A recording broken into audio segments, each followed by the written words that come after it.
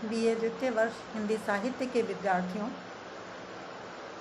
केशव के काव्य की व्याख्या के संदर्भ में आज हम परशुराम संवाद से संबंधित व्याख्या करेंगे। सीता स्वयंवर के समय राम धनुष तोड़ते हैं। ये धनुष शिव का धनुष है। शिव परशुराम के गुरु हैं और उस धनुष भंग होने की जैसे ही सूचना परशुराम को मिलती है, वो क्रोधित होकर के जनकपुरी में प्रवेश करते हैं।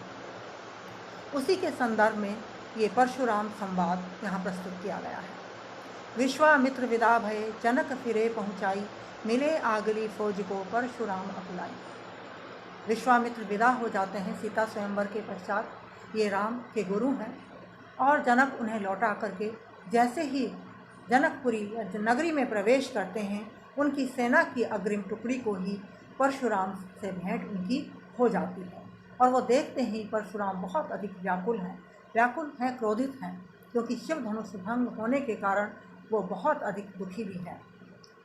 मत दंती अमत हो गए, देखी देखी न गज्जहीं, ठोर ठोर स्वदेश केशव दुंद भी नहीं बज्जहीं। परशुराम के क्रोध को देख करके महाराज जनक की सेना में विद्यमान मत वाले हाथियों का मद चूर हो जाता है, उनका मद नष्ट हो जाता है। अब वे हाथी एक दूसरे को देख करके गर्जना नहीं कर रहे हैं। ठोर ठोर स्वदेश केशव धुंद भी नहीं बज्जहीं। स्थान स्थान पर जो धुंद भी बज रही थी, जो शहनाई बज रही थी, वो उनके स्वर भी अब सुनाई नहीं पड़ रहे थे।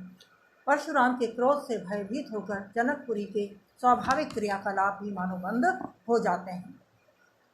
डारी डारी हत्थार सूरज जीव देले भज्जहीं, काटी के तन त्राण एके नारी वेखन सज्जहीं। परशुराम के क्रोध से भयभीत होकर के जनक की सेना के शूरवीर भी अपने हथियारों को फेंक करके अपनी प्राणों की रक्षा के लिए इधर उधर भागने लग जाते हैं। वो अपने आप को छिपा लेना चाहते हैं, कहीं उन्हें परशुराम के क्रोध का भाजन न बनना पड़े। काटी के तन त्राण एके नारी वेखन सज्जहीं।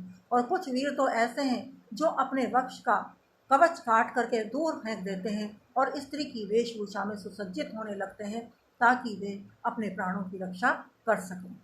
वामदेव ऋषि सो कहो परशुराम रणवीर, महादेव को धनुष को तोड़ो बले। और इसके पश्चात जब वामदेव ऋषि से परशुराम का सामना होता है, तो रणवीर रणभूमि में वीरता का प्रदर्शन करने वाले श्रेष्ठ वीर परशुराम ने वामदेव ऋषि से ये प्रश्न किया कि महादेव का ये धनुष किसने तोड़ा है? कौन ऐसा शक्तिशाली है जिसने महादेव के धनुष को भंग किया है? वामदेव, महादेव को धनुष है परशुराम ऋषिराज, तोरेऊ राय कहती ही समझेऊ रावण राज।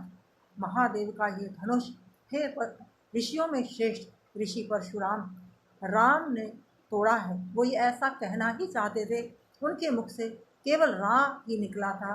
तो परशुराम ने ये समझ लिया कि राक्षस राज रावण ने ही शिव के धनुष को तोड़ा है। ऐसा सुनते ही उनका क्रोध बहुत अधिक बढ़ जाता है और रावण पर क्रोधित होते हुए वो कहने लगते हैं, बरबान सिखीन अशेष समुद्र ही, सो की सखा सुख ही तरी हो, पुनि लंक ही ओट कलंकित के, फिर पंक कलंक ही की भरी हो, भले भूंज के राख सुखे करी के, दुख दीरक देवन को हरि हो, सित कंठ के कंठन को कठोला, दस कंठ के कंठन को करी। बरबान सिखीन अशेष समुद्र, अपने अग्नि बाणों की नोक से समुद्र को सुखा दूंगा और उसको सुखा कर ही सुखपूर्वक उसको पार कर जाऊंगा। उसके पश्चात लंका में प्रवेश करके अपने बाणों से संपूर्ण लंका को अग्नि में कोटा दूंगा, अग्नि बाणों से लंका को जला दूंगा और उस सोने की कीचड़ से समुद्र को भर दूंगा और पूरी तरह से भले भूंज के राख सूखे करके अच्छी तरह से भून करके पूरी लंका की राख कर दूंगा और तभी मुझे सुख की प्राप्ति होगी। दुख दीरख देवन को हरि हो। इस प्रकार में देवताओं के दीर्घ दुखों का भी हरण करूंगा, क्योंकि रावण एक राक्षस है जो देवताओं को हमेशा ही कष्ट प्रदान करता है। उसने अनेक देवताओं को अपनी नगरी में बंदी बना रखा है। इस प्रकार रावण का नाश करके मैं देवताओं के दुखों का नाश करूंगा। चित्तकंठ के कंठन को कठोला, दस कंठ के कंठन को करो। और अपने गुरु शिव के कंठ की कंठी में रावण के 10 सिरों की बनाऊंगा।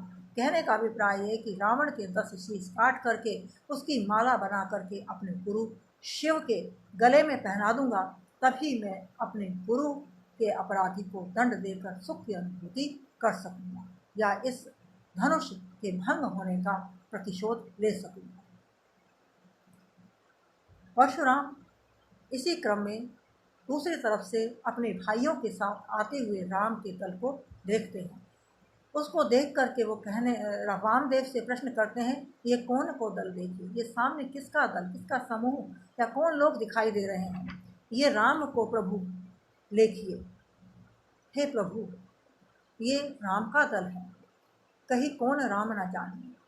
परशुराम प्रश्न करते हैं, आप विस्तार से बताइए ये राम कौन है, मैं उनको नहीं जानता हूँ। सरताड़ का जिनमार्य। वामदेव राम का परिचय देने का प्रयत्न करते हैं। वो परशुराम से कहते हैं कि अपने बाणों से ताड़का जैसी राक्षसी का जिसने संहार किया, ये वही श्री राम है। ताड़का संहारी किए न विचारी, कौन बड़ाई ताही हनी। ताड़का का संहार किया है, वह एक स्त्री है और स्त्री अवध्य होती है, इसका भी इन्होंने विचार नहीं किया। इस प्रकार ताड़का को मारने में कौन सी महानता है, कौन सा बड़ापन है जो आप इतने विशेष प्रकार से इनका मुझसे परिचय करा रहे हैं। वामदेव ऋषि आगे कहते हैं, मारीच हुते संग प्रबल सकल खल, अरु सुबाहु काहू न गने, कही क्रतु रखवारी गुरु सुखकारी, गौतम कीत ये शुद्ध कर। जिन रघुकुल मंडियो हरधन खंडियो, सिय स्वयंवर मांझ मरी। मारीच हुते संग प्रबल सकल खल। ताड़का राक्षसी थी, मात्र वो एक स्त्री नहीं थी, वह राक्षसी थी और उसके साथ बड़े बड़े बलशाली राक्षस भी थे। दुष्ट और बलशाली राक्षस थे, सुबाहु आदि खरदूषण आदि राक्षस भी उसके साथ ही थे और उसके अलावा अन्य बहुत सारे राक्षसों का श्री राम ने विनाश किया है। और ये विनाश उन्होंने अपने गुरु के यज्ञ की रक्षा के लिए किया है, अपने गुरु को सुख प्रदान करने के लिए किया है। इसके अतिरिक्त इन्होंने गौतम पत्नी अहिल्या का उद्धार किया है। ये रघुकुल को मंडित या सुशोभित करने वाले हैं, इन्होंने ही भगवान शिव के धनुष का खंडन किया है और स्वयंवर के मध्य सीता का हरण किया है। इस प्रकार वामदेव ऋषि श्री राम का संपूर्ण परिचय परशुराम को प्रदान करते हैं। इस व्याख्या में एक बात उल्लेखनीय यह है कि पौराणिक मान्यता के अनुसार गौतम ऋषि ने अपनी पत्नी अहिल्या को शाप दिया था और वह एक शिला बन गई थी। जब उसने अपने उद्धार के लिए बहुत अनुनय विनय किया, तब गौतम ऋषि ने कहा था कि जब स्वयं नारायण राम अवतार में वन की ओर आएंगे, तभी तुम्हारा उनके चरण को स्पर्श करके तुम्हारा उद्धार हो सकेगा। श्री राम को विश्वामित्र अपने यज्ञ की रक्षा करने के लिए वन में ले गए थे और वहाँ मार्ग में जाते हुए जिस शिला से श्री राम का चरण स्पर्श हुआ, वह शिला अहिल्या ही थी। चरण स्पर्श होते ही उसने सुंदर नारी का भी धारण कर लिया। इस प्रकार अहिल्या का उद्धार हुआ था। यही पौराणिक कथा यहाँ पर कही गई है।